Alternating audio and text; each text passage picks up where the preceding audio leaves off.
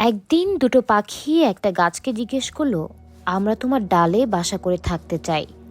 গাছটি বলল, না, আমি অনুমতি দেব না। পাখি দুটো উড়ে আরেকটি গাছে গিয়ে অনুমতি চাইল। সে গাছটি অনুমতি দিল। তারপর পাখি দুটো সেখানে বাসা করে সুখের সংসার তৈরি করলো। একদিন তুমুল ঝড়ে প্রথম গাছটি উপড়ে গিয়ে পানিতে ভেসে যেতে লাগলো। তা দেখে পাখি দুটো বলল, বেশি অহংকার ভালো না। একদিন তুমি আমাদের বাসা করার অনুমতি দাওনি, আজ প্রকৃতি তোমাকে ধ্বংস করে দিয়েছে। উত্তরে গাছটি বলল, অনুমতি না দেওয়ার জন্য মাফ চাই। আমি জানি যে আমার শিকড় বেশি গভীর না। তোমাদের বাসা করতে দিলে আজ তোমরাও আমার সাথে ধ্বংস হয়ে ভেসে যেতে।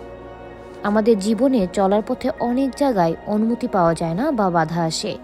সেই বাধাগুলোর কারণে কাউকে খারাপ ভাবা উচিত না বা কাউকে অভিশাপ দেওয়া উচিত না। সেই সকল বাধাতে সৃষ্টিকর্তা অনেক মঙ্গল দিয়ে রাখেন।